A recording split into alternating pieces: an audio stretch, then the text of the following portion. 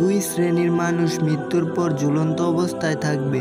এমন দুটি কাজ আছে যে দুটি কাজ করলে জান্নাতও পাবে না, জাহান্নামও পাবে না। এই দুটি কাজ করলে কিয়ামত পর্যন্ত তার আত্মা ঝুলন্ত অবস্থায় থাকবে। এমন ভয়াবহ অবস্থা হবে যে যার জন্য আল্লাহর কাছে তারা সাহায্য প্রার্থনা করবে, কিন্তু আল্লাহর পক্ষ থেকে কোনো উত্তর আসবে না। নাউজুবিল্লাহ। ভুলেও এই দুটি কাজ করবেন না, তাহলে প্রিয় নবীজির শাফায়েত থেকে বঞ্চিত হবেন এবং হাসরের মাঠে আল্লাহ তাআলা আপনার দিকে ফিরেও তাকাবে না। অবশ্যই ভিডিওটি শেষ পর্যন্ত দেখবেন এবং এই দুটি বিষয়ে সতর্ক হবেন। তো চলুন বেশি কথা না বলে শুরু করি আজকের ভিডিও। হাদিসে বর্ণিত জাহান্নামের শাস্তি সমত থেকে শীতলতা ও এক ধরনের শাস্তি।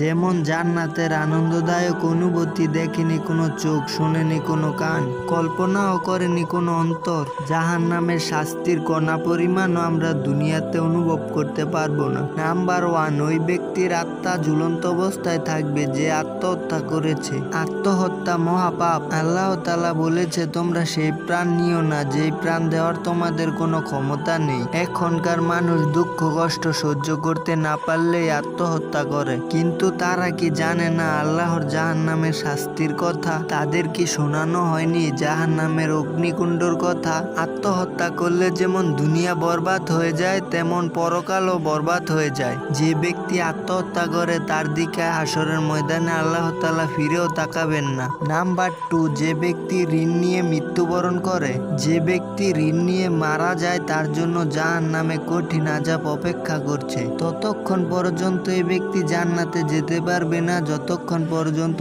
দুনিয়াতে কোনো ব্যক্তি তার ঋণ পরিশোধ না করবে।